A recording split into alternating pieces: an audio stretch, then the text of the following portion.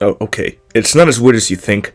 I'm not a stalker or anything like that. I just pick random people and follow behind them for a while. It's called people watching, and it's considered normal. And I think of following people around as just a more involved version of that. When you people watch in public places, you see how people act when they're in a social setting. But I'm more interested in how people act when they think that nobody is watching. I'll admit that I get a thrill out of being stealthy enough to remain unseen. It's like a game to me, staying just far enough away and in the shadows to avoid detection.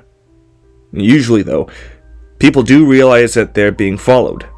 And trust me, I've been doing this for long enough to know for certain that people have a sixth sense about this kind of thing. For example, I can be as inconspicuous and quiet as possible, but more often than not, they'll still stop in their tracks at a certain point and look in all directions because they felt someone staring into the back of their head. And after that, if I'm playing the game right, they'll just shake it off and continue on their way, and I'll continue right behind them. I really like to see where people go at night. I'll follow people to bars, clubs, hotels, parks, convenience stores, or whatever, and peek through the windows to see what they're buying or who they're talking to. And sometimes I'll even wait outside, watching, for hours until they leave again. And then I take up the chase all over again. My absolute favorite is when I get to follow them home. I just find it so fascinating to see who lives in all the apartments and houses around the city. That's where the sixth sense will typically kick in again, or for the first time if they haven't subconsciously detected me before that. I don't know, something about standing on the doorstep and fumbling for the keys makes people acutely aware of strangers who may be watching from afar. A couple of weeks ago, I spotted a beautiful girl as the sun was setting. Now, I follow all kinds of people. I don't just creep on women all the time, but I'll admit, she was so pretty that I found it impossible to resist staying on her tail. Anyway, night fell, and I followed her as she went on a rambling and seemingly aimless walk around the city. It was especially hard to keep myself from being seen. She was more paranoid than most of my subjects. Her head was around her shoulder, and looking suspiciously around every few minutes. I laughed to myself. After a while, she was no match for me. I had been doing this for so long that I didn't think that there was a chance I could be spotted. That was until we arrived at her doorstep. She lived in a rundown house on the edge of town. The neighborhood was in near total darkness except for the streetlights, which would flicker on for just a single moment every minute or so. Crap. I had bad luck that night. She got paranoid and checked her peripherals right as the lights flickered. And she saw me crouching behind a bush. Who are you? She called out into the pitch blackness. I didn't say a word. I thought if I stayed quiet and motionless, she might think that her mind was just playing tricks on her. You know, I see you there. What do you want? I could tell that the jig was up. I rose slowly to my feet as she pulled her phone out and shone the flashlight at me. She asked again, "Who are you?" I didn't know what to say. This was the first time that I had been caught without any sort of plausible deniability that I could use as an excuse. So, against my better judgment, I was honest. I simply told her that I had been following her. Following me? Why would you do such a thing? I kept it vague. I just told her that's what I do. Oh, then you must be my guardian angel, she said with an odd mixture of excitement and relief. I laughed and said that I suppose that I must be. I'm so glad that you're here. I knew that you would come. I just knew it. I've been waiting for you.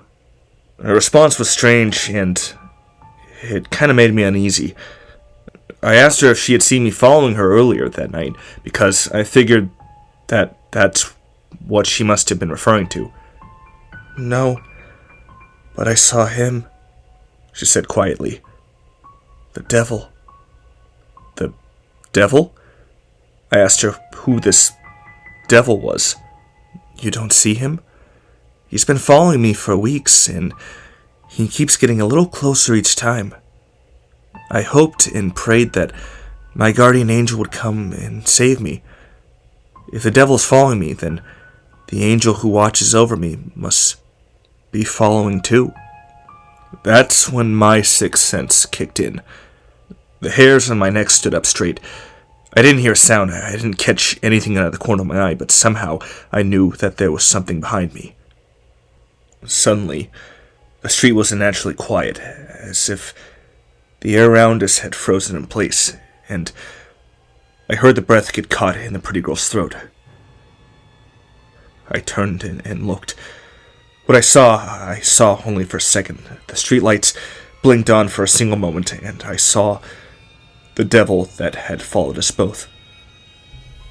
It was a horribly bloated and decomposing corpse, with eyes and a mouth full of maggots, clothed in a hooded robe, standing perfectly still about a yard away.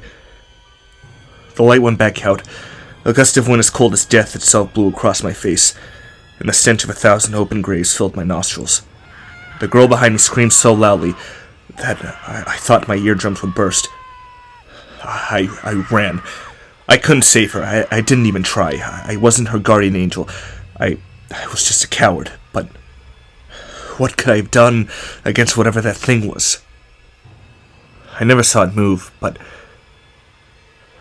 I know that it got past me and killed her.